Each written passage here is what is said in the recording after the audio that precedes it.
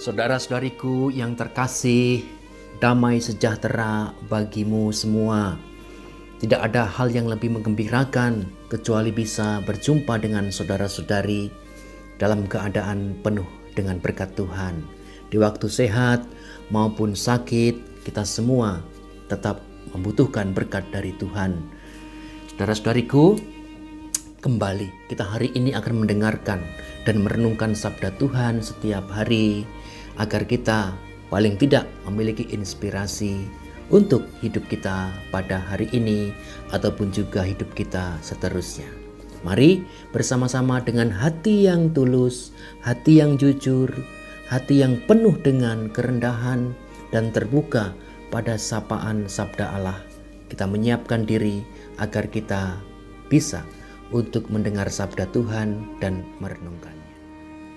Saudara-saudariku yang dikasihi Tuhan, hari ini Rabu 25 Agustus 2021, Pekan Biasa ke-21.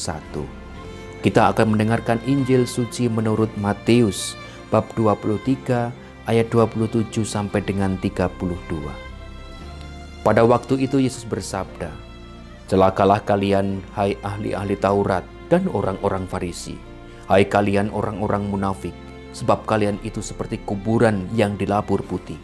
Sebelah luarnya memang tampak bersih, tetapi sebelah dalamnya penuh tulang belulang dan berbagai jenis kotoran. Demikianlah pula kalian, dari sebelah luar tampaknya benar, tapi sebelah dalam penuh kemunafikan dan kedurjanaan. Celakalah kalian, hai ahli-ahli Taurat dan orang-orang Farisi, hai kalian orang-orang munafik. Kalian membangun makam bagi nabi-nabi dan memperindah tugu peringatan bagi orang-orang saleh. Dan sementara itu kalian berkata, seandainya kami hidup pada zaman nenek moyang kita, tentulah kami tidak ikut membunuh para nabi. Tetapi dengan demikian kalian bersaksi melawan dirimu sendiri, bahwa kalian keturunan pembunuh nabi-nabi itu. Jadi, penuhilah takaran para leluhurmu." Demikianlah Injil Tuhan. Terpujilah Kristus. Sobat-sobat dan juga kaum muda serta saudara-saudariku semuanya, tadi kita mendengarkan Injil yang mengisahkan di mana Yesus mengkritik atau dengan tegas, bahkan dengan memakai kata celakalah kalian, hai ahli-ahli Taurat dan orang-orang Farisi, sebab kalian itu seperti kuburan yang dilapur putih, sebelah luarnya tampak bagus, indah, tetapi di dalamnya busuk. Bagi saya ini adalah keras. Kritikan Yesus yang keras, dan mungkin Yesus karena memang sudah melihat betapa orang-orang Farisi dan ahli-ahli Taurat itu munafik. Ini adalah sisi manusiawi, kecenderungan dalam diri manusia. Apa yang ada dalam diri manusia secara manusiawi atau secara psikologis? Ingin dipuji, ingin dihormati, ingin juga dipuja-puja, atau juga paling tidak mau kalau disakiti, dicemooh atau dihina. Tetapi kecenderungan manusiawi, bukan ahli-ahli Taurat saja loh, bukan orang Farisi saja, tapi kita semua dalam diri kita, mana sih, siapa sih orang yang mau disakiti, direndahkan, difitnah dan sebagainya? Paling tidak dia akan lebih senang ketika dipuji daripada dicemooh. Nah, saudara-saudariku yang terkasih, Yesus mengkritik mereka karena mereka mungkin sudah keterlaluan. Dan yang kedua, Yesus mengkritik mereka itu mau menyadarkan bahwa apa yang mereka lakukan itu tidak menyelamatkan mereka sendiri gitu loh. Jadi mereka itu untuk apa melakukan itu? Mereka tidak akan mengalami keselamatan malahan kalau terus-terusan seperti itu. Yang kedua, Yesus mengingatkan dan mengkritik orang-orang Farisi ini karena mereka kan panutan lah ya. Public figure lah pada waktu itu ya. Orang yang dilihat oleh orang lain, apalagi orang rendahan, itu pasti akan melihat namanya ahli-ahli Taurat dan orang-orang Farisi. Kalau mereka melakukan hal-hal yang diajarkan tetapi mereka dalam hatinya busuk, jelek, penuh dengan kebencian, amarah, tidak suka, dendam, iri hati dan sebagainya, untuk apa mereka mengajarkan itu? Malah justru menyesatkan dan mereka tidak mengalami keselamatan. Maka saudara-saudariku yang dikasihi Tuhan, Yesus juga sebenarnya mengkritik kita ketika kita mendengar atau membaca sabda Tuhan. kritik yang diberikan kepada sisi manusiawi kita. Bukan kita sebagai anak-anak Allah yang bagi Tuhan kurang berkenan, bukan. Tetapi sisi manusiawi yang ada dalam diri kita, kecenderungan manusiawi yang ada dalam diri kita, itu sebenarnya dikritik oleh Yesus. Ketika kita mungkin kita mau menampilkan diri kita yang baik. Supaya apa? Supaya dilihat orang.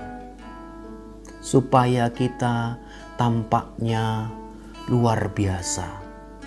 Dengan perkataan, dengan teori-teori, dengan hal-hal yang ada. Tetapi padahal hati kita penuh dengan kebencian, penuh dengan kebusukan, penuh dengan amarah atau iri hati dan dendam. Ini namanya munafik. Ketika dalam diri seseorang itu ada kejelekan, tetapi ketika orang mengatakan, gini loh, kamu itu kok kayak seperti ini. Apakah itu benar? Kamu sedang mengalami iri hati atau dendam? Oh tidak. Mana ada dalam diri saya iri hati? Tidak ada. Saya orangnya ikhlas, lila, legowo semuanya. Itu namanya munafik. Karena apa? Tidak mengakui bahwa itu ada dalam dirinya. Beda dengan cari muka ya. Kalau orang cari muka itu memang kan dia memang ya baik, tapi kebaikannya ini ditampilkan. Itu namanya cari muka. Harus dibeda-bedakan ya. Jangan sampai salah menyebut ketika ngerasani seseorang lalu dengan gampang menyebut. Tidak. Munafik itu tidak mengakui kelemahan dalam diri dan menolaknya atau menutup-nutupinya, maka seperti kuburan. Nah, saudara-saudariku yang dikasihi Tuhan, mari kita kritik diri kita, sisi kelemahan manusiawi kita. Jangan hanya orang lain yang kita kritik, jangan hanya orang lain yang kita komentari, jangan hanya orang lain yang kita kerasi. Tetapi mari kita belajar menilai diri sendiri, mengkoreksi diri sendiri. Agar apa? Agar kita di luar baik, tampilan kita baik, hati kita pun juga baik. Mari kita semua belajar untuk memperbaiki diri kita. Kalau kita memang saat ini sedang dalam keadaan khawatir, akuilah khawatir. Dalam keadaan dendam, akuilah dendam. Dan mohonlah rahmat Tuhan agar bisa mengampuni. Dalam situasi saat ini mungkin kita sedang tidak suka dengan seseorang itu, akuilah dan mohonlah rahmat untuk mencintai. Ketika sekarang mungkin sedang mengalami kekhawatiran, akuilah bahwa khawatir, tidak perlu menutup-nutupi. Agar kita sendiri mengalami rahmat dari Tuhan. Bukan orang lain yang mengalami rahmat, tapi diri kita sendiri. Ketika kita dengan jujur, rendah hati mengakui kelemahan kita, memperbaikinya, kita akan menerima rahmat. Hidup kita juga menjadi baik, hati kita menjadi suci, kudus, dan kita pun juga dalam perkataan dan perbuatan juga baik. Sehingga hidup kita tidak seperti kubur yang tampaknya baik, tetapi sebenarnya busuk. Kita berjuang dalam peziarahan kita menjadi pribadi-pribadi yang semakin berharga. Tuhan memberkati kita semua. Amin.